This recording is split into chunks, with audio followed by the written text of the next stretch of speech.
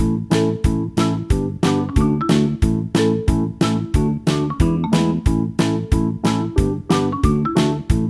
बच्चों, कैसे हैं आप सभी।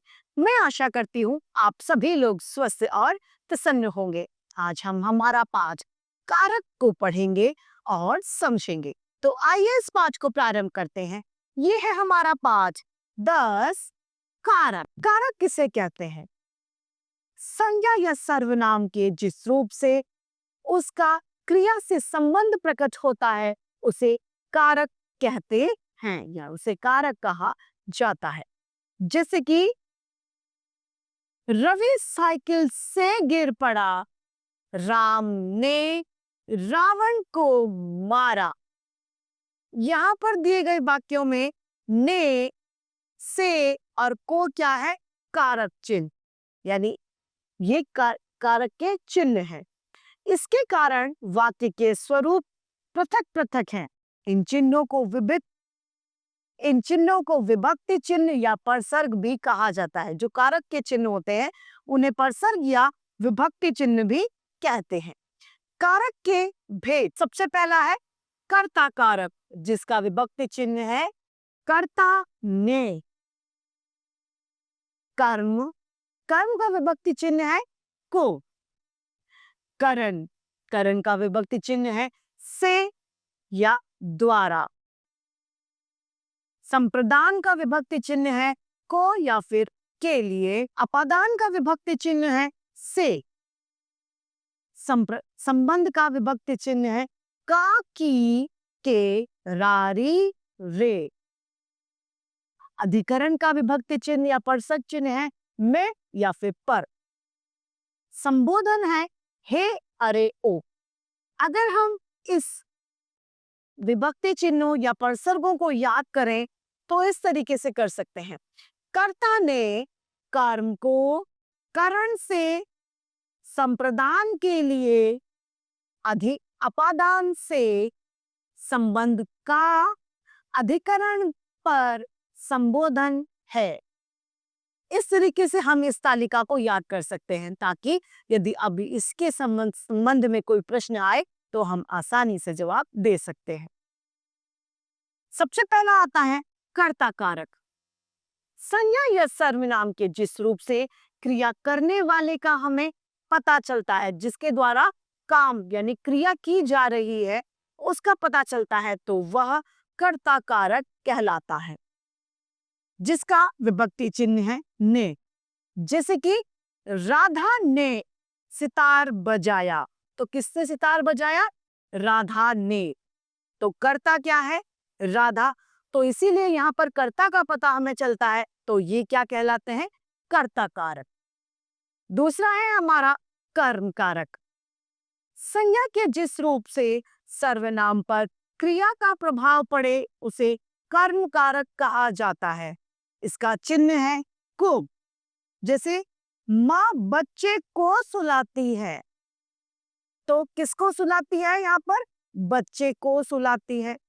कई बार को जो परसर्ग का प्रयोग नहीं भी होता है, जैसे कि सोहन ने गिलास तोड़ दिया, तो गिलास को तोड़ दिया नहीं लिखा, बस सीधा हमने लिख दिया गिलास तोड़ दिया। तीसरा है करण कारक। कर्ता द्वारा जिस वस्तु से कोई क्रिया करने में सहायता ली जाती है उसे करण कारक कहते हैं। इसका विभक्ति चिन्ह है से या फिर के द्वारा। जैसे वह डंडे से गधे को पीटता है, वह पेंसिल से लिखती है, तो यहाँ पर किससे पीटना है? वह डंडे से, यानी वह डंडे का सहारा ले रहा है। और किससे लिखती है? पेंसिल से, तो वह पेंसिल का सहारा ले रही है किसमें? लिखने में। तो ये करण कारक के उदाहरण हैं। अगला है चौथा संप्रदान कारक। जिसके लिए कोई क्रिया की जाती है उसे संप्रदान कारक कहा जाता है। इसका चिन्ह है को या फिर के लिए।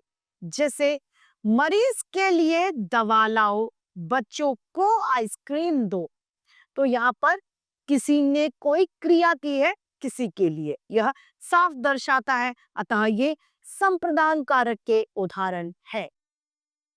पांचवा, अपादान कारक। शब्द के जिस रूप से किसी वस्तु के अलग होने का बोध हमें होता है वह अपादान कारक कहलाता है। जैसे पेड़ से पत्ते गिरे तो वो पेड़ से अलग हो गए, यानी ये अपादान कारक। पहाड़ों से नदियां बहती हैं तो ये वो पेड़ से पहाड़ से अलग हो गई तो वे अपादान कारक। जैसे सिपाही घोड़े से गिर पड़ा, यहाँ सिपाही घोड़े से गिरकर अलग हो गया, इसीलिए घोड़ा अपादान कारक है, यानी यहाँ पर अलगाव को देखा जाता है, यानी अलग होना देखा जाता है। छठा है संबंध कारक। संज्ञा या सर्वनाम के जिस रूप से उसका किसी दूसरी वस्तु से संबंध पता चलता है उसे संबंध कारक कहा जाता है, जिसका चिन्ह है का, के, की। जैसे मनोज का भाई स्कूल गया तो मनोज का संबंध किससे हुआ? उसके भाई से। तो यहाँ मनोज का भाई संज्ञा शब्द है, भाई से मनोज का संबंध दिखाया गया है। भाई का संबंध मनोज से है, इसलिए मनोज का संबंध कारक है। अधिकरण कारक। शब्द के जिस रूप से क्रिया का आधार ज्ञात होता है उसे अधिकरण कारक कहा जाता है। इसमें चिन्ह में, पर है। इसका चिन्ह क्या है? में और पर। गुलाब का पौधा गमले में है, चिड़िया डाल पर बैठी है। यहाँ पर गमले में होने के कारण तथा बैठने की क्रिया डाल पर होने के कारण गमला और डाल पर क्या है? अधिकरण कारक के उदाहरण है। आखिरी है हमारा संबोधन। जिस शब्द के द्वारा पुकारा जाता है उसे संबोधन कारक कहते हैं। जैसे कि हे, अरे, ओ, रे इत्यादि। जैसे हे राम रक्षा करो, हे ईश्वर रक्षा करो। यहाँ ईश्वर को हे संबोधन से पुकारा जा रहा है, इसलिए यहाँ ईश्वर संबोधन कारक है। क्रिया से संबंध न होने के कारण संबोधन कारक वास्तव में कारक नहीं हो।